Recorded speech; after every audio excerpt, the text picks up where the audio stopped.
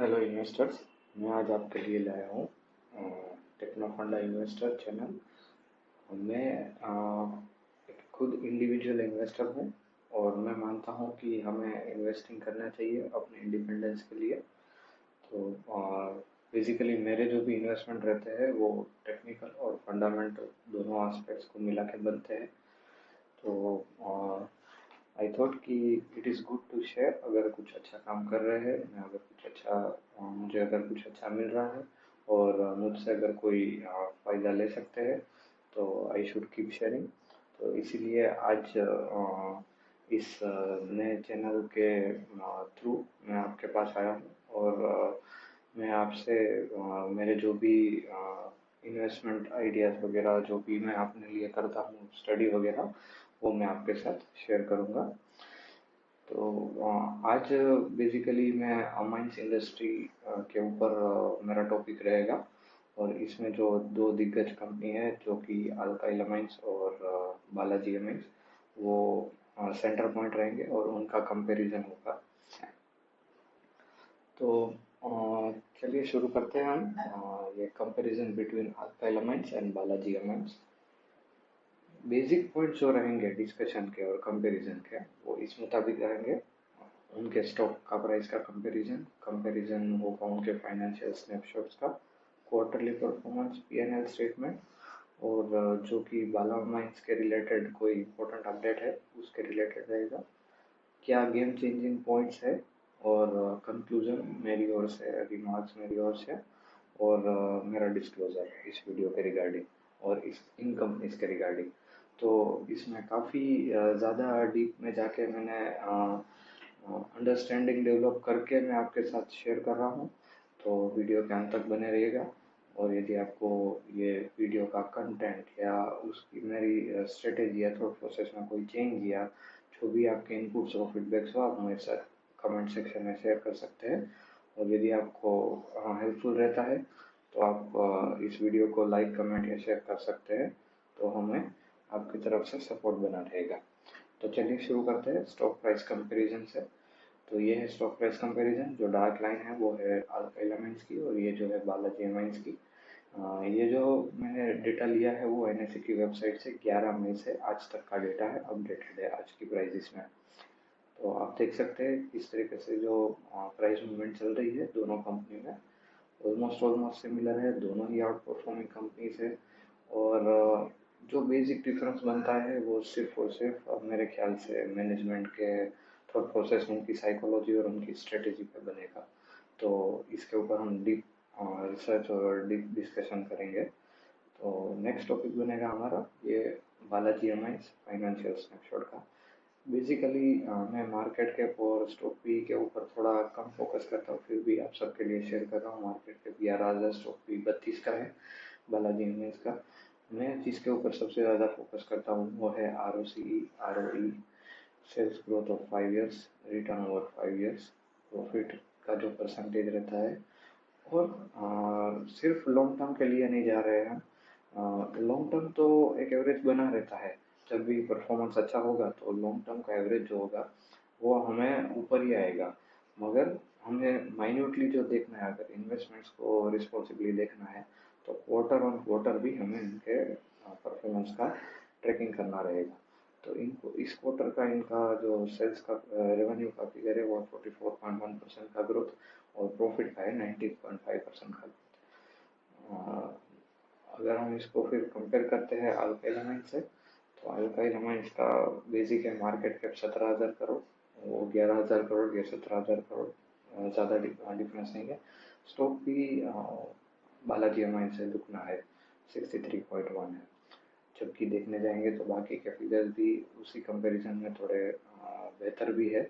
Are O C 55.8, are O ई 44.6। जो sales growth है इनका वो 20.8% CAGR से है, जो कि बहुत ही अच्छा कहलाता है। रिटर्न ओवर 5 ईयर्स 80.8% का और प्रॉफिट ओवर 5 ईयर्स जो है 42.8% का। इसमें प्रोमोटर होल्डिंग काफ़ी अच्छा फिगर हमें ये लग रहा है, 72% का। ठीक है, ये सब बेसिक एक जो प्लेटफॉर्म स्टडी जो होता है वो उसकी बात हो गई।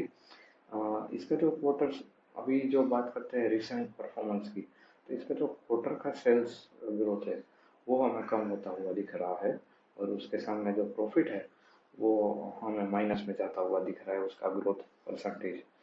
तो आइए देखते हैं आगे कि क्या हो रहा है अंदर, कंपनी के अंदर क्या चेंजेस आ रहे हैं, दोनों कंपनीज की स्ट्रेटेजी में कहाँ फर्क पड़ रहा है वगैरह। अभी बालाजी एमएच का क्वार्टरली परफॉर्मेंस देखते हैं। इनका जो रेवेन्यू है मार्च 2019 में 227 करोड़ से लेकर दिसंबर तक में 565 करोड़ का हो गया है, जो कि almost almost more than double हो गया है। और जबकि देखा जाए ऑपरेटिंग प्रॉफिट तो 47 करोड़ से लेके 160 करोड़ हो गया है, जो यानी कि जब रेवेन्यू हुआ है ऑलमोस्ट 2.5 टाइम्स, तब ऑपरेटिंग प्रॉफिट हुआ है ऑलमोस्ट 4 टाइम्स। यानी ये कंपनी काफ़ी ज़्यादा फेवरेबल बन सकती है किसी भी इन्वेस्टर के लिए, जिसमें कि रेवेन्यू ग्रोथ तो है ही है आउटस्टैंडिंग, मगर उसके सामने जो ऑपरेटिंग प्रॉफिट के मार्जिन है वो बढ़ते ही जाते हैं मार्जिन इनके।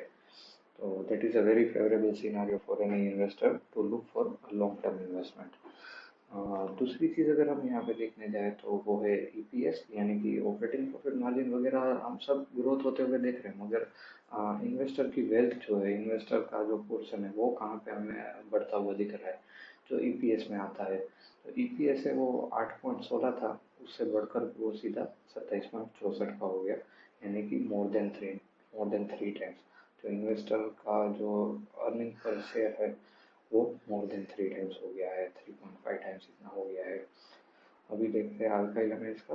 तो रेवेन्यू ग्रोथ 237 करोड़ से लेकर 377 करोड़ हो गई है। दुगना नहीं हुआ है, हम मान सकते हैं कि दुगना नहीं हुआ है। तो कहीं ना कहीं कंपैरिजन देखने जाए तो हमें, अगर पहला स्नैपशॉट देखा हो 5 साल के एवरेजेस का, जिसमें क्या अल्काइल अमीन्स का ज़्यादा बन रहा था सब कुछ डेटा। तो जब भी हम क्वार्टरली रिजल्ट्स पे आ रहे हैं, यानी कि लेटेस्ट फिगर्स पे आ रहे हैं, माइन्यूट लेवल पे जा रहे हैं, तो हमें पता चल रहा है कि इनका परफॉर्मेंस लेटली कहीं ना कहीं अफेक्ट हुआ है। तो कहाँ अफेक्ट हुआ है, तो हम देख रहे हैं कि यहाँ पे बालाजी एमाइंस का जो ग्रोथ है वो सितंबर 2020 के क्वार्टर से शुरू हो गया है, तब से लेके कंटिन्यूअस बढ़ते जा रहा है, 282, 392, 414, 451, 526 एंड 565 इन दैट वे। जबकि यहाँ पे हम देखेंगे तो नो डाउट सितंबर से इनका भी बढ़ा है, मगर फिर मार्च 2021 आते आते फिर मार्च, जून, सितंबर और दिसंबर, ये पूरा का पूरा स्टेगनेंसी में पीरियड चला गया। 4 क्वार्टर स्टेगनेंसी में इनके पास हो गए। और जबकि हम ऑपरेटिंग प्रॉफिट की मार्जिन की बात कर रहे हैं तो 38 से लेकर 67 हुआ है। ये क्यों हुआ, क्योंकि यहाँ से इनका जो है इनके ऑपरेटिंग प्रॉफिट मार्जिन में चेंजेस आने शुरू हो गए, और इनका जो रेवेन्यू है वो पिकअप नहीं हो पाया यहाँ से। तो कहीं ना कहीं यहाँ पे इन लोग ने अपने मार्जिन में प्रेशर फेस किया हुआ है। जबकि हम लोग को पता है कि ऑलमोस्ट ऑलमोस्ट अगस्त सितंबर महीने से सभी रॉ मटेरियल्स की जो कॉस्टिंग है वो बढ़ती जा रही थी। सभी कंपनीज को प्रेशर बन रहा था, not only in this sector, overall कोई भी सेक्टर की बात करें, ओवरऑल सबके सितंबर क्वार्टर में कहीं ना कहीं मार्जिन्स दबे थे, वो हम सबको पता है। अगर इनके केस में क्या हुआ, हम यहाँ पे जो डिफरेंस है वो चेक कर पा रहे हैं अगर, तो जून महीने में इनका जो ऑपरेटिंग प्रॉफिट मार्जिन है बालाजी एमाइंस का वो इंटेक्ट है 32%। सितंबर महीने में इनमें इफेक्ट आया है वो हो गया है 25%, यानी कि वैसे देखा जाए तो सिग्निफिकेंट है, मगर ऑन द अदर हैंड इन्होंने अपना रेवेन्यू भी तो बढ़ा दिया है।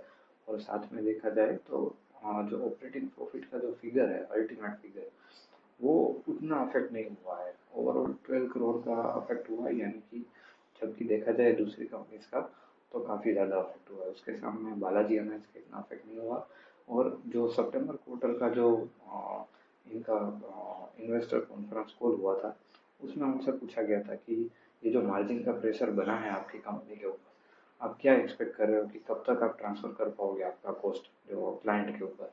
तो उन्होंने तभी बेझिझक ये डिक्लेयर किया था कि with in 1 quarter, right away from the next quarter, हमारे जो प्राइसिंग है वो ट्रांसफ़र हो जाएंगे, हमारा जो कॉस्ट है वो ट्रांसफ़र हो जाएगा। And that we can see from their figures कि इनका जो ऑपरेटिंग प्रॉफिट मार्जिन है वो भी इम्प्रूव हो गया, और इनका टोटल जो टोटलिटी में जो फिगर बोलते हैं वो ऑपरेटिंग प्रॉफिट भी इम्प्रूव हो गया है। जबकि इनके केस में इनसे जब पूछा गया था कि आपका प्लान क्या है, how do you look further to passing away the cost to your clients, तो इन्होंने बोला था कि हमारा management pass away state away pass करने में नहीं बिलीव करता है, थोड़ा हम एब्जॉर्ब करेंगे। तो जैसा ही इन्होंने बोला था उसी तरीके से इनका देखना देखे जाए तो ये मार्जिन तो हुआ ही है अफेक्ट। मगर जब इसका इंटरव्यू हुआ था तो उन्होंने बोला था कि हमें टाइम लगेगा पास ओवर करने में, जब तक कि हम पास ओवर करते हैं तब तक हम खुद एब्जॉर्ब करेंगे। तो ये चीज़ हमको रियलिटी में कन्वर्ट होती हुई दिख रही है। इनका जो दिसंबर क्वार्टर का मार्जिन है वो और भी ज़्यादा अफेक्ट हो गया, क्योंकि इन्होंने जो कॉस्ट का डिफरेंस था वो उन्होंने मैनेजमेंट ने खुद के ऊपर एब्जॉर्ब किया। इसके दो पॉइंट हो सकते हैं, एक तरीके से इस डिसीजन को उस तरीके से भी ले सकते हैं कि मैनेजमेंट ने सोचा कि इस बार हम एब्जॉर्ब कर लें तो नेक्स्ट टाइम क्लाइंट हमको सपोर्ट करेंगे। दूसरा चीज़ इन्वेस्टर की साइड से देखने जाएंगे तो ये चीज़ तो थोड़ा इन्वेस्टर को कंफ्यूज करेगी कि भाई अगर कंपनी के पास वो जो बोलते हैं वो क्लियर और स्ट्रॉन्ग स्टैंड नहीं है कि वो अपना जो कॉस्ट है वो पास ओवर कर सके, क्योंकि जो कॉस्ट बढ़े थे वो ओवरऑल वर्ल्ड वाइड बढ़े थे, सबको पता था कि कॉस्टिंग बढ़ी है।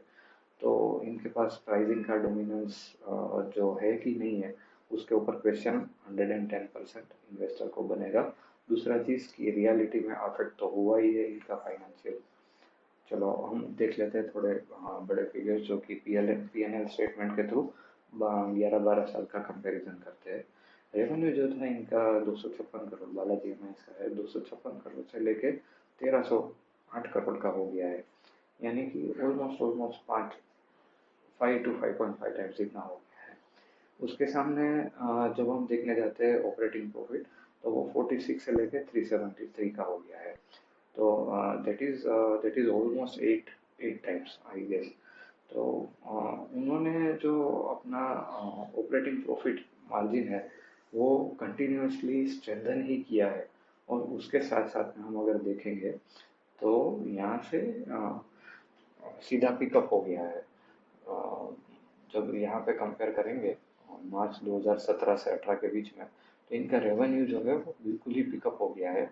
668 से लेके सीधा 850 की लाइन में आ गया, फिर 940, 935, फिर इन्होंने पीछे मुड़ के नहीं देखा है, रेवेन्यू के केस में बढ़ता ही गया है। और साथ में ऑपरेटिंग प्रॉफिट मार्जिन भी इनके इम्प्रूव होते गए, 18% से लेकर के आज हम 29% तक इसको विटनेस कर रहे हैं। दूसरा इम्पोर्टेंट चीज़ जो है, अगेन जो ईपीएस की बात करें तो 2010 में जो EPS earning per share investors का वो 6.3 था, यानी कि 6 रुपये 30 पैसे, वो बढ़ के हो गया सीधा 73.51, यानी कि ऑलमोस्ट ऑलमोस्ट 11.5 टाइम्स हो गया है 11 साल में। ये सब हमें स्टडी करना चाहिए और अपने ध्यान में रखना है, आगे भी हम इसके ऊपर डिस्कशन करेंगे। बात करते हैं अल्का लेमंस की तो ऑलमोस्ट सिमिलर सिमिलर सिचुएशन है, सिमिलर स्टोरी है। 214 करोड़ के रेवेन्यू से लेकर के 1242 करोड़ तक पहुंच गया है रेवेन्यू। और ऑपरेटिंग प्रॉफिट जो है 31 से लेकर के 430 हो गया, यानी almost 14 times. That is outstanding. मगर जैसे मैंने बोला था ये मार्च 2021 तक इनका जो परफॉर्मेंस था वो अनडाउटेडली बिल्कुल ही आउटस्टैंडिंग था और इंडस्ट्री लीडिंग था। उसी की वजह से अल्काइल एलाइंस को हमेशा से इंस्टीट्यूशनल इन्वेस्टर और एक्सपर्ट इन्वेस्टर्स का एक बायसनेस मिला है। जब भी किसी ने अमाइंस इंडस्ट्री में इन्वेस्ट करने की सोची तो उनका ज़्यादा एलोकेशन अल्काइल एलाइंस के ऊपर रहता है, इन केस अगर दोनों में रहता है तो। फॉर एग्जांपल जब मैंने शुरू किया था इन दोनों कंपनीज को कंपेयर करना और लुक ओवर करना, तो मैंने अभी तकरीबन अगस्त या सितंबर महीने से शुरू किया था, तब जाके at that time both companies were almost at par, और इसमें कि अल्का एलाइंस का जो परफॉर्मेंस था वो थोड़ा ऊपर उभर के आ रहा था। तो उस टाइम पे मैंने भी यही काम किया था कि इन्वेस्ट करना था अमाइंस इंडस्ट्री में, तो मैंने दोनों कंपनी में कर दिया था इन्वेस्ट, जिसमें कि अल्का एलाइंस में थोड़ा मैंने प्रोपोर्शनेटली ज़्यादा इन्वेस्ट किया था, क्योंकि इनके फिगर्स थोड़े मुझे अच्छे अपेरेंटली दिख रहे थे। मगर जब जैसे ही मैंने आगे इसको स्टडी करना शुरू किया और क्लोजली फिर इन कंपनीज को मैंने ट्रैक करना शुरू किया, इनके मैनेजमेंट को ट्रैक करना शुरू किया, मैनेजमेंट डिसीजंस को और उनके डिक्लेरेशंस को ट्रैक करना शुरू किया, तब जाके थोड़ा सा मुझे एक चेंज आया है, वो हम आगे डिस्कस करते हैं जिसने कि मेरे इन्वेस्टमेंट प्रोपोर्शनेट में पूरा थोड़ा सा चेंज ला दिया है। थोड़ा सा नहीं, बहुत बड़ा मेजर चेंज आ गया है। अ, जैसे कि मैंने बताया कि जब मैंने शुरू किया इन दोनों को स्टडी करना, तब अल्काइल एमाइड्स की जो प्राइसिंग थी, मैंने पास्ट की भी देखी थी, तो वो प्रोपोर्शनेटली बालाजी एमाइड से ज़्यादा ही रहती थी और ऊपर ही चलती थी। स्टॉक प्राइस की बात कर रहा हूँ मैं। मगर जब मैंने इंटरव्यूज़ एक के बाद एक में शुरू किए बालाजी एमाइंस के, तो उनके कैपेक्स के प्लान्स देखे, उनका साइकोलॉजी पूरा समझने की कोशिश करी कि वो लोग क्या सोचते हैं, अपने बिजनेस को क्या इंपॉर्टेंस देते हैं, वो अपने बिजनेस का विजन क्या रखते हैं। तो मुझे इतना पता चला कि ओवरऑल उनके जो जो भी अपडेट्स थे, जो भी डिक्लेरेशन था, उसमें से मुझे इतना समझने को मिला कि बालाजी एमाइंस जो है वो ये टारगेट के साथ आगे बढ़ रहा है कि जितने भी केमिकल्स वो मैन्युफैक्चर कर रहा है, उस केमिकल्स में, उस कैटेगरी में they should be the leading manufacturer, not only with in India but globally. ताकि जब भी किसी को किसी भी प्रोडक्ट की रिक्वायरमेंट बने, तो उनके जो लिस्ट में रिक्वायरमेंट के या उनके सोर्सिंग के लिस्ट में बालाजी एमाइंस उनको एक रिलायबल सप्लायर के तरीके से उनको देखना चाहिए। तो मैंने वो एक ट्रांजिशन फेज इसमें मैंने नोटिस किया कि जिसमें बालाजी एमाइंस का जो पूरा मैनेजमेंट है वो स्ट्रेंथन होता जा रहा था। वो अपने कैपेक्स को बोल्स्टर करते जा रहे थे। वो लोग बोल्ड डिसीजन ले रहे थे। जो भी कैपेक्स कर रहे थे वो पूरा का पूरा लोन से नहीं कर रहे थे, एक्रूवल से कर रहे थे। और जितना भी कैपेक्स कर रहे थे वो कहीं ना कहीं स्ट्रेटेजिकली उनकी कैपेसिटी को बढ़ाने का ही कर रहे थे।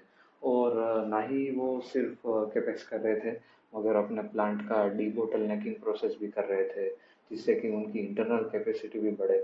तो काफ़ी सारे मैनेजरियल एस्पेक्ट मुझे इस केस स्टडी में से आपको देने के लिए मिल रहे हैं कि एक एक के ऊपर डिस्कस करेंगे तो आपको ये ना ही सिर्फ कंपनी का रिसर्च ही आपको आइडिया आएगा, मगर आप जब भी दूसरी कंपनी का रिसर्च करेंगे तो आपको ये सारे जो पॉइंट है वो बहुत काम आएंगे। अ, जैसे कि देखने जाए तो यहाँ से लेकर के बालाजी एमाइंस ने बिल्कुल ही पिकअप कर दिया है। इनकी जो रेवेन्यू फिगर है वो बिल्कुल ही कंटिन्यूअसली बढ़ते जा रही है। अभी इसकी वजह से और दूसरा चीज़ कि अल्काइल अमाइंस जो है, उन्होंने अपने डिक्लेरेशंस देना बिल्कुल ही कम कर दिया। यानी कि जब भी कंपेयर करें तो बालाजी अमाइंस का मेरे पास फरवरी तक का जो है इंटरव्यू है। मगर जबकि अल्काइल अमाइंस का देखने जाऊँ तो सिर्फ नवंबर 2021 तक का है। तो आगे उन्होंने क्या किया क्या नहीं किया वो उनको जो है अपडेट मिल नहीं पा रहे उतने एक्टिवली। मगर उनके जो फिगर्स है वो हमें क्लियरली बता रहे हैं कि वो स्टेगनेंसी से गुजर रहे हैं। यानी कि कहीं ना कहीं उनके मैनेजमेंट में डिसीजन जो है वो अभी आने बाकी है, या तो जो है work in progress kind of scenario चल रहा है उनका। तो जो लेटेस्ट अपडेट मैंने अल्काइल अमाइंस में पढ़ी थी, जो उनका कैपेक्स का प्लान जो है वो नेक्स्ट ईयर के थ्रू होने वाला है। और शायद से हम नेक्स्ट ईयर में उनके रेवेन्यू फिगर्स और ऑपरेटिंग मार्जिन जो है उनको शायद हम इम्प्रूव होते हुए देखें। मगर जब मैंने ये चेंज अपेरेंटली देखना शुरू किया, तो राइट अवे मैंने अपने इन्वेस्टमेंट में चेंज लाया। अल्काइल अमाइंस को मैंने बिल्कुल धीरे धीरे घटा घटा के फिर I reduce it to zero. और बालाजी अमाइंस को मैंने बढ़ा बढ़ा के I increase it to a significant level, जो कि मेरे पोर्टफोलियो का एक बहुत सिग्निफिकेंट प्रोपोर्शन बन गया है अभी बालाजी अमाइंस। क्योंकि आप जब देखें ना कंपनी के मैनेजमेंट को जितना क्लैरिटी से, जितना कॉन्फिडेंस से आप उनके डिसीजंस को देखें और उनके डिसीजंस को आप जब रियलिटी में कन्वर्ट होते हुए भी देखते हो, तो फिर आपको फिर और क्या चाहिए किसी बिजनेस से। जबकि मैनेजमेंट विजनरी है, वो प्रॉम्प्ट एक्शन लेता है और बिल्कुल ही प्रोग्रेसिव मेंटालिटी के साथ में है।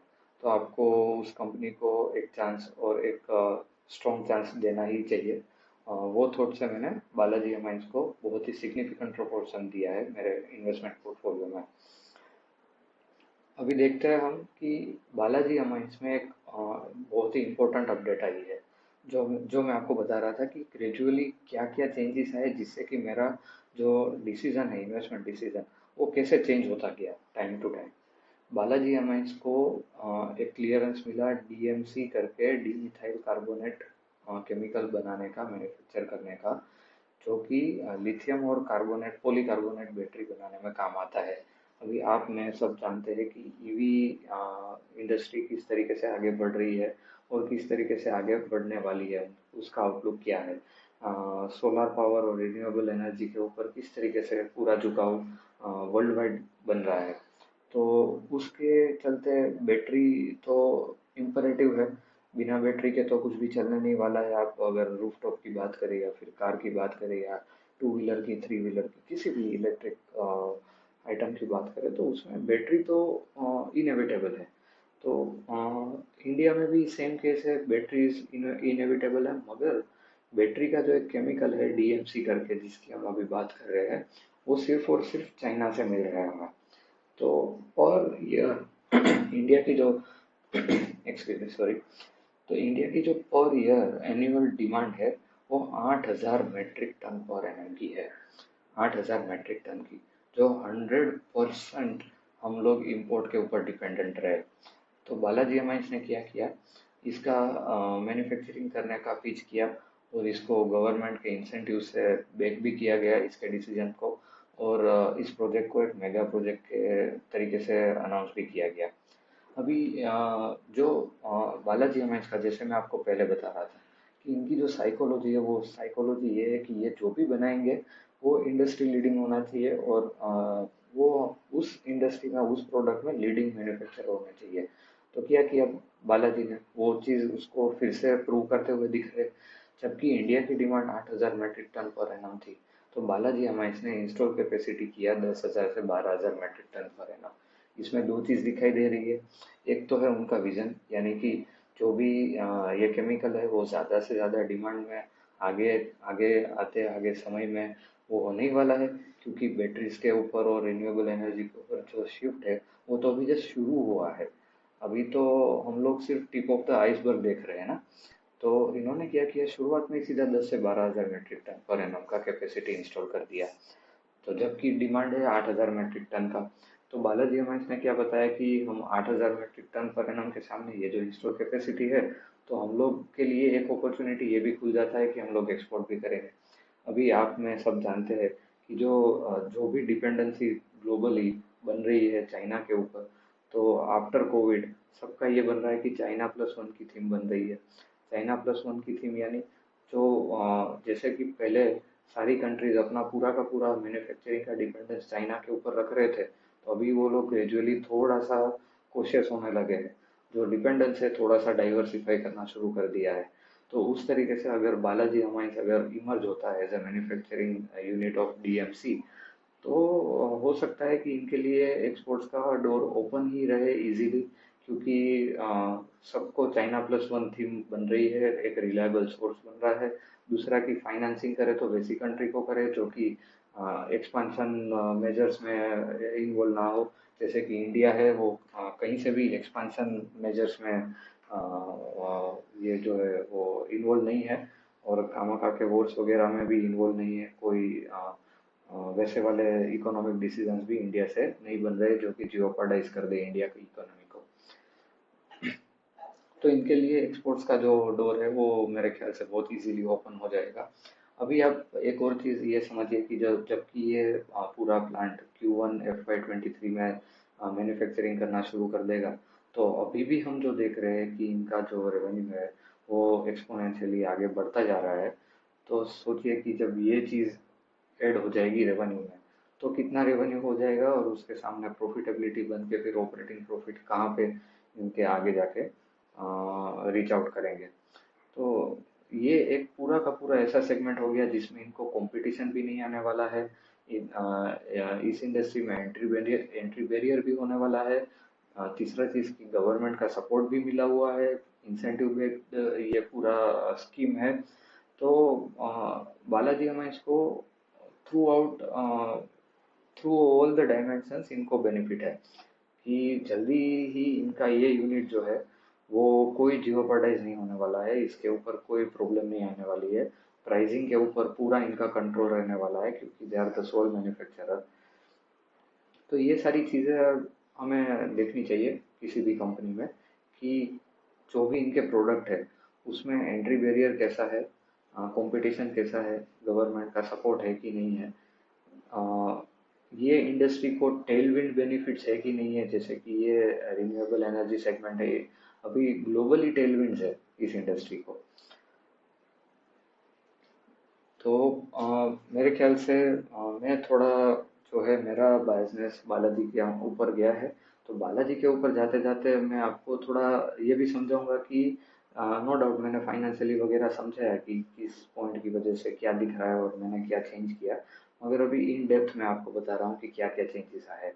देखो, सबसे पहले इनके पास ये कैपेबिलिटी है कि उनका जो कॉस्ट ट्रांसफर है, जो पावर उनका, वो काफ़ी अच्छा है, काफ़ी स्ट्रॉन्ग है।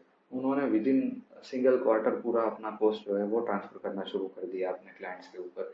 यानी कि they have a decisive role upon their cost. उनके जो क्लाइंट्स है वो उनकी कॉस्ट को वेलकम करते हैं। दूसरा चीज़, प्रोडक्शन जो है डीएमसी का, वो अनडाउटेडली कोई कंपटीशन ही नहीं है उसमें। ये एक बहुत ही बड़ा प्लस पॉइंट है। तीसरा चीज़ कि ये जो है वो इंडिजिनियस टेक्नोलॉजी मैन्युफैक्चर करते हैं। इंडिजिनियस टेक्नोलॉजी के थ्रू अपना पूरा मैन्युफैक्चरिंग करते हैं। यानी कि ये कोई ऐसी टेक्नोलॉजी यूज़ नहीं कर रहे कि इंपोर्ट कर दिया और अपने वहाँ लगा दिया।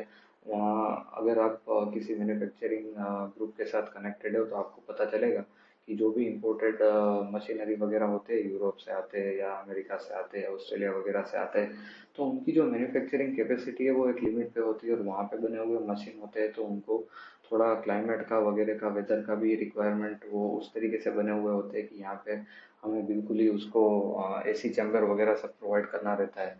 तो इन्होंने क्या किया है, इन्होंने अडोप्ट किया इंडिजीनियस टेक्नोलॉजी। इंडिजीनियस टेक्नोलॉजी से क्या होता है कि उनको फेवरेबल सिनारियो वाली जो मैन्युफैक्चरिंग टेक्नोलॉजी है वो मिलती है। दूसरा कि वो अपने हिसाब से उनकी कैपेसिटी को थोड़ा फ्लेक्स कर सकते हैं। और तीसरा कि जबकि ये इंडिजिनस है, किसी वो एक्स्ट्रा ऑर्डिनरी उसके लिए कोई पे नहीं कर रहे, तो ऑटोमेटिकली उनका जो मैन्युफैक्चरिंग कॉस्ट है वो नीचे आ जाता है बाकी के इंडस्ट्री प्लेयर्स के मुकाबले। तो ये भी एक बहुत बड़ी सोचने वाली बात है। ये चीज़ आपको किसी फाइनेंशियल वगैरह में नहीं दिखेगी। ये चीज़ आपको मैनेजमेंट को जानने समझने से ही पता चलेगी कि किसके पास अपना इंटरनल ऐसा कोई यूएसपी है कि जिससे कि वो अपने कॉस्ट को भी घटा सके, अपने प्रॉफिट को भी बढ़ा सके, अपने कॉस्ट के, अपने रॉ मटेरियल के कॉस्ट के प्राइजेस को भी रूल कर सके। ये सारी चीज़ें जो है वो एक विनिंग बिजनेस बनाती है। चलो, नेक्स्ट पॉइंट जो आता है वो होता है कि इनका कैपेक्स का प्लान जो है, मैं आपसे ये शेयर करना चाहूँगा इन्वेस्टर्स की, ये बहुत ही एग्रेसिव है कैपेक्स के मामले में। इनका कैपेक्स चालू ही रहता है। और इनका सबसे अच्छा पॉइंट ये है कि वो कैपेक्स भी करते हैं तो majorly they try to do their capex through their accruals. उनके पास जो रिजर्व्स रहता है मैक्सिमम, उसके अंदर से ही ये लोग कैपेक्स करने की कोशिश करते हैं। फिर थोड़ा सा जो मार्जिन होता है वो लोन के थ्रू वगैरह आता है।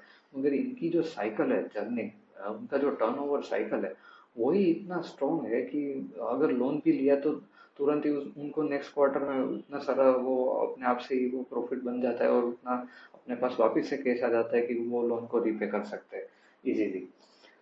रीपे और प्रीपे दोनों कर सकते हैं। तो वो चीज़ मुझे अच्छी लगी। और इनका जो कैपेक्स प्लान है वो बता रहे हैं कि थ्रू आउट 2024 तक चालू रहेगा। एक पूरा ही अलग लैंड एक्वायर किया है, उसके ऊपर ग्रेजुअली ये लोग अपने नए नए प्लांट्स जो है वो कंस्ट्रक्ट किए जा रहे हैं। और पूरा का पूरा वेल प्लान्ड इनका स्ट्रेटेजी है कि कौन कौन सी चीज़ को इनको कैपेसिटी बढ़ानी है। फिर आता है, जैसे मैंने बोला था डी बोटल नेकिंग, आगे मैंने बोला था, तो ये जो डीएमएफ और एसेट्रोनाइट प्लांट है इनके, वो एक डी बोटल नेकिंग प्रोसेस के थ्रू जा रहे थे, जिसके चलते नवंबर 2021 तक इनके जो ये प्लांट्स है वो बिल्कुल शट डाउन थे। तो आप सोचिए कि जो इनका दिसंबर क्वार्टर का जो रेवेन्यू फिगर बना था, उसमें ये दोनों के रिलेटेड जो भी प्लांट्स है जो कि डी बोटलनेकिंग प्रोसेस के थ्रू जा रहे थे, उनका कोई कंट्रीब्यूशन ही नहीं था। ऑलमोस्ट नवंबर से तो शुरू हुआ था, दिसंबर क्वार्टर में तो अपने को रिजल्ट आ जाते बाद तो एक महीना ही, बड़े बड़े अगर मोटा मोटा देखने जाए तो एक महीना इनका कंट्रीब्यूशन था, 2 महीने तो कंट्रीब्यूशन ही नहीं था। तो यानी कि इनका जो Q4 बनेगा, उस Q4 में इसका जो इंक्रीज आउटपुट है डी बोटल नेकिंग के बाद में, वो सीधा सीधा ऐड हो जाएगा रिजल्ट में। यानी कि फिर से हम लोग एक पूरा लीप देखेंगे, पूरा एक जंप देखेंगे इनके रेवेन्यू में। अभी देखने वाली बात यह है कि जो डी बोटलनेकिंग हो रहा था इन प्लांट्स में, वो प्लांट्स की ओरिजिनल कैपेसिटी जो थी, मैन्युफैक्चरिंग कैपेसिटी, वो 20 से 25% की ही थी, जिसको डी बोटलनेकिंग के बाद में बढ़ के वो बन जाएगी 70 to 75%, यानी कि ऑलमोस्ट 3 टाइम्स। यानी कि अब तक इन प्लांट्स में से जो भी आउटपुट आ रहा था, अब से वो 3 गुना आएगा। यानी आप सोच सकते हैं कि रेवेन्यू कितने टाइम्स बढ़ जाएगा सीधा। अभी बात करते हैं स्पेशलिटी केमिकल्स की। तो इन लोग के हिसाब से स्पेशलिटी केमिकल्स में ये हो रहा था, उनको प्रॉब्लम आ रही थी कि जो रॉ मटेरियल चाहिए थे स्पेशलिटी केमिकल्स बनाने के लिए, वो रॉ मटेरियल मिल नहीं पा रहे थे। कॉस्ट बढ़ गई थी, वो चीज़ नहीं थी। कॉस्ट बढ़ रही थी तो वो लोग ऊपर ऊंची कॉस्ट पे भी ले रहे थे, क्योंकि उनको तो बिल्कुल ही क्लेरिटी थी कि जितनी भी कॉस्ट ऊपर आएगी हम लोग सीधा ट्रांसफर ही कर देंगे क्लाइंट को। तो कहीं पे भी ऐसा नहीं किया है कि कॉस्ट की वजह से इन्होंने जो है अपना सोर्सिंग बंद किया, मगर इसका तो सोर्सिंग ही नहीं हो पा रहा था, क्योंकि जैसा हम सबको पता है कि शिपिंग वगैरह में, ट्रांसपोर्ट में सब प्रॉब्लम हो रहे थे, तो इनको रॉ मटेरियल मिल ही नहीं रहा था। तो स्पेशलिटी केमिकल्स का जो मैन्युफैक्चरिंग है वो काफ़ी ज़्यादा अफेक्ट हुआ था। तो हम ये भी सोच, और इन्होंने बताया है कि वो जो अनअवेलेबिलिटी वाला सिनारियो था, वो Q4 में ख़त्म हो जाएगा, उनके पास सोर्सिंग हो जाएगा तब तक में सब कुछ। यानी कि जो हमने दिसंबर क्वार्टर के रेवेन्यू फिगर्स देखे, उसमें स्पेशलिटी केमिकल्स भी 100% कंट्रीब्यूट नहीं कर रहा था। यानी कि अब का जो Q4 हम देखेंगे, वो Q4 और भी बढ़ के आएगा, जिसमें कि स्पेशलिटी केमिकल्स का पोर्शन भी ऐड हो जाएगा। तो ये चीज़ भी बहुत काम की है हमारे लिए। अभी जो 2 पॉइंट आ रहे हैं वो बिल्कुल ही अलग, और एक मैनेजरियल व्यू पॉइंट से हम इसको डिस्कस करेंगे। इन्होंने एक होटल ओपन किया था, नासिक या नागपुर के आसपास में कहीं पे किया है। तो उन्होंने स्ट्रेटेजिकली सोचा कि यहाँ पे बिजनेस टूर वगैरह सब कुछ ज़्यादा होता है, तो उन्होंने होटल का जो है वो बिजनेस प्लान किया था। अभी वहाँ कोई भी इन्वेस्टर होगा वो क्या सोचेगा कि भाई ये तो डाइवर्ट हो रहे हैं, दूसरा बिजनेस कर रहे हैं। मगर हाँ, ये सबके अपने वो थॉट प्रोसेस के ऊपर डिपेंड करता है कि वो क्या सोचे। मगर मैं ये सोचता हूँ कि जो भी कोई भी पर्सन हो, इंडिविजुअल हो, जैसे मैं हूँ या आप हो, कोई भी हो, सबके अंदर एक कोई ना कोई पैशन होता है कि वो आगे जाके कुछ भी करे, मगर वो एक पैशन है, उसको तो वो अ, उसके ऊपर तो वो काम करेंगे ही करेंगे। मगर वो पैशन को कैसे इम्प्लीमेंट करना है, उसके अलग अलग तरीके होते हैं।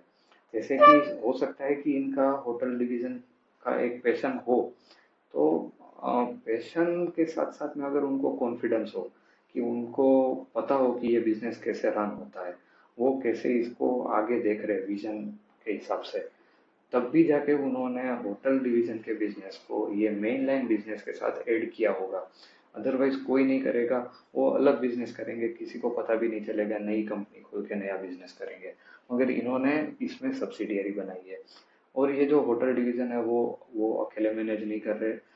If I am not wrong, वो सरोवर के साथ उन्होंने सरोवर जो ब्रांड है होटल की, उनके साथ टाइप करके उनको मैनेजमेंट दे दिया है। तो वैसा भी नहीं है कि पूरा का पूरा इनको मैनेज करना है, इनका टाइम जा रहा है, इनकी एफिशिएंसी जा रही है, वो सिनारियो भी नहीं है। तो एक मेन पॉइंट रहता है कि जब भी आप होटल में इन्वेस्टमेंट करते हो तो वो इन्वेस्टमेंट बड़ा होता है, और वो इन्वेस्टमेंट को आप प्रॉफिटेबल करने में थोड़ा टाइम लगता है। ये टाइम इनको भी लगा है। अगर हम देखने जाए तो 9 महीने को कंपेयर करें, FY22 और FY21, तो पिछले 9 महीने में इन्होंने 407 करोड़ का लॉस किया था होटल बिजनेस में, जबकि इस 9 महीने में इन्होंने 46 करोड़ का प्रॉफिट दर्ज किया है। यानी कि इनका जो लॉस का जो फेज था वो कंप्लीट हो चुका है, और अभी ये लोग प्लस करना शुरू कर दिए हैं होटल बिजनेस में। दूसरा चीज़ कि CFL लैंप्स का उन्होंने बिजनेस शुरू किया है, जिसमें सिमिलरली अगर हम देखने जाए तो पिछले साल के 9 महीने में इन्होंने 1615 करोड़ का लॉस किया था, जबकि इस साल के 9 महीने में वो लॉस सिर्फ 20 करोड़ का ही हुआ है। यानी कि ऑल इन ऑल 1600 करोड़ का लॉस जो है वो उनके P&L स्टेटमेंट से इस साल निकल जाएगा। तो ये बहुत बड़ी बात होती है, इसको एनालाइज करना चाहिए हमें। इसके ऊपर से मैं ये थोड़ा एनालिसिस करता हूँ कि जैसे इनकी मेंटालिटी है कि अपने जो भी एक्सपांशन प्लान है, कैपेक्स प्लान है, वो अपने ही अप्रूवल से बनाने की कोशिश करते हैं। तो मेरे ख्याल से ये जो दो बिजनेस है, होटल और सीएफएल लैब के, वो दो बिजनेस इनको सप्लीमेंट्री तौर पर सपोर्ट देना शुरू कर देंगे। इनकी जो इनकम है, वो इनकम से उनको जो पार्शियल लोन लेना पड़ रहा था पिछले सालों में जब भी कैपेक्स करना था, तो मैं मानता हूँ कि आने वाले टाइम में जब भी इनको कैपेक्स करना होगा, तो मेरे ख्याल से इन ही के प्रॉफिट में से वो सफाइस हो जाएगा। इनको मेरे ख्याल से आगे के समय में अगर ये भी ये दोनों बिजनेस प्रॉफिट देने लग रहे हैं, तो आगे के समय में शायद से इनको कैपेक्स के लिए लोन ना लेना पड़े, या तो फिर बड़े कैपेक्स कर सके उतने ही लोन अमाउंट से। तो ये मेरे लिए बहुत ही एक स्ट्रेटेजिक पॉइंट रहता है। मगर यस, ये दोनों अदर बिजनेस कहलाएंगे, तो मैं इन दोनों के ऊपर क्लोज वॉच रखूंगा क्वार्टर ऑन क्वार्टर कि ये कैसा परफॉर्म कर रहे हैं दोनों बिजनेस। अभी जो कंक्लूजन है मेरी साइड से, कि अल्काइल अमाइंस जो है वो डेफिनेटली उनके जो की परफॉर्मेंस इंडिकेटर्स जो थे ऑन एन एवरेज पिछले साल, पिछले 5 साल, 10 साल, 12 12 साल के जो हमने देखे, उनमें ये लीड कर रहा था। मगर जब हम माइन्यूट लेवल पे आए, रिसेंट लेवल पे आए कि रिसेंटली क्या चल रहा है अभी बिजनेस में, तो उसके हिसाब से मुझे ये पता चला कि बालाजी अमाइंस जो है वो काफ़ी ज़्यादा स्ट्रेंथन हो रहा है। उनकी जो मैन्युफैक्चरिंग कैपेसिटी है वो काफ़ी ज़्यादा बढ़ने वाली है आने वाले समय में। इनकी जो प्राइस ट्रांसफरिंग यानी कि कॉस्ट ट्रांसफरिंग कैपेबिलिटी है वो काफ़ी स्ट्रांग है। यानी कि आगे के समय में अगर ऐसे कोई भी शौक आते हैं रॉ मटेरियल प्राइसिंग के, तो इन्वेस्टर्स को इतना तो रहेगा ये कॉन्फिडेंस कि management is very dedicated to pass over that cost to the clients. और तीसरा चीज़ कि ये जो कैपेक्स कर रहे हैं, वो कैपेक्स के मामले में भी काफ़ी ज़्यादा एग्रेसिव और प्रोग्रेसिव है। और इन्होंने जो दो अलग बिजनेस खोले हैं, होटल और सीएफएल के, वो भी मेरे ख्याल से काफ़ी इंपॉर्टेंट रोल प्ले करेंगे आगे के टाइम में। अभी मैन्युफैक्चरिंग कैपेसिटी और consumer industry both are greater in number for Balaji Amines. यानी कि कंज्यूमर इंडस्ट्री किस हिसाब से मैं बता रहा हूँ कि कितनी इंडस्ट्रीज को ये कैटर कर रहे हैं, जैसे रबर इंडस्ट्री हुई, मेडिकल इंडस्ट्री हुई करके। तो जब कंपैरिजन करते हैं अल्काइल अमाइंस और बालाजी अमाइंस की, तो बालाजी अमाइंस कुछ रफली 2 3 सेक्टर में ज़्यादा अवेलेबल है अल्काइल अमाइंस के कंपैरिजन में। तो उतने हिसाब से भी हमको ये एक थोड़ा एक क्वेश्चन रहता है कि इनका बिजनेस थोड़ा ज़्यादा डाइवर्सिफाइड है और जो ग्रोथ पोटेंशियल है वो भी ज़्यादा है। जैसे कि what I have mentioned is कि gradual shift in investor sentiment is clearly visible from price charts of the companies। यानी कि अगर मैं अपने खुद के एक्सपीरियंस से बताऊं, तो मैं जब से अगस्त सितंबर से ये दोनों कंपनी को मैं ट्रैक कर रहा हूँ और इनके जो डिक्लेरेशन है, इनकी मैनेजमेंट डिसीजन है, इनको मैं ट्रैक कर रहा हूँ, तो उसके हिसाब से मेरे अंदर भी जो एक जो आया शिफ्ट आया कि मैंने अल्का एलिमेंट्स को ग्रेजुअली जीरो कर दिया और बालाजी एलिमेंट्स को मैंने बढ़ा दिया। वही शिफ्ट हमको ग्रेजुअली दिख रही है, क्योंकि जो क्वालिटी इन्वेस्टर्स होते हैं वो सब ट्रैक तो करते ही है। भले ही वो ट्रैक करने के लिए 2 क्वार्टर का एक वो क्वेश्चन पीरियड भी रखते हैं कि मान लीजिए अल्का एलिमेंट्स में कुछ प्रॉब्लम आ रहे हैं, तो 1 2 क्वार्टर तो हर किसी को देना चाहिए अपनी कंपनी को, कि अगर वो कंपनी तक विद इन 1 2 क्वार्टर्स अगर वो इम्प्रूव कर लेती है, या उनकी साइकोलॉजी में चेंज आता है, उनकी स्ट्रेटेजी में कुछ चेंज आता है, तो 1 2 क्वार्टर हमें देने चाहिए। पहला क्वार्टर देना चाहिए कि कोई चेंज आ रहा है कि नहीं, दूसरा क्वार्टर देना चाहिए उस चीज़ के लिए कि फाइनली कुछ चेंज हुआ है कि नहीं हुआ है। अगर कुछ चेंज नहीं हुआ है तो बेटर टू शिफ्ट। तो मुझे लग रहा है कि ग्रेजुअली ये शिफ्ट जो है वो बालाजी अमाइंस की तरफ बन रहा है। वो हमें उनकी प्राइजेस के ऊपर से दिख रहा है, जो प्राइस का चार्ट हमने देखा था, तो ग्रेजुअली जो अल्काइल अमाइंस और बालाजी अमाइंस के बीच का जो गैप था वो जीरो होते होते, और आज की प्राइस की अगर बात करें, तो बालाजी अमाइंस की प्राइस आज 100 रुपये ज़्यादा में बंद हुई है अल्काइल अमाइंस के कंपैरिजन में। तो वो एक मेरे तरफ से एक पॉइंट है। अभी फ्रेंड्स, मैं आपको बताना चाहूँगा, ये मेरा डिस्क्लेमर है ये वीडियो के लिए, कि इस वीडियो में मैंने कम्प्लीटली कंपनी की बिजनेस स्ट्रेटेजी, कंपनी के मैनेजमेंट के ऊपर, मैनेजमेंट साइकोलॉजी के ऊपर आपको डीप डाइव एनालिसिस देने की कोशिश करी है। इसमें कहीं पे भी मैं आपको बाई शेयर का कॉल नहीं देना चाह रहा हूँ। आप अपने हिसाब से मेरी दी गई डिटेल्स को वेरीफाई कीजिए, कहीं पे एरर हो तो आप मुझे इंटीमेट कीजिए। आप कमेंट करके मुझे बता सकते हैं कि मेरी कहीं पे भी एरर रह गई हो या कहीं पे मैंने कुछ मिस कर दिया हो।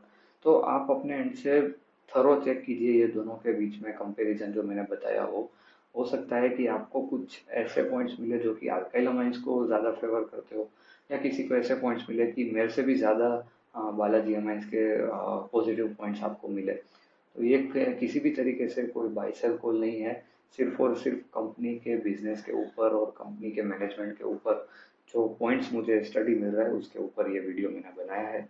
और मैं सेबी के रजिस्टर्ड इन्वेस्टमेंट एडवाइज़र भी नहीं हूँ। तो ये सिर्फ और सिर्फ एजुकेशनल पर्पज से बनाया गया वीडियो है। अगर आपको ये वीडियो अच्छा लगा हो और काम आया हो और आपको और भी कोई वीडियो चाहिए हो, कुछ एनालिसिस चाहिए हो, तो आप बिल्कुल से कमेंट सेक्शन में बता सकते हैं। मैं कोशिश करूंगा आपके डिजायर्ड जो कंपनी है उसके ऊपर एनालिसिस लाने की। और तब तक मैं भी अपनी नेक्स्ट कंपनीज के ऊपर वर्क कर रहा हूँ। जल्दी मैं आपको नेक्स्ट कंपनीज के ऊपर रिसर्च के साथ में आपके पास आऊँगा। Thank you very much for giving me this time. और अगर आपको वीडियो सही अच्छा लगा हो तो लाइक शेयर और कमेंट कीजिएगा। Thank you very much.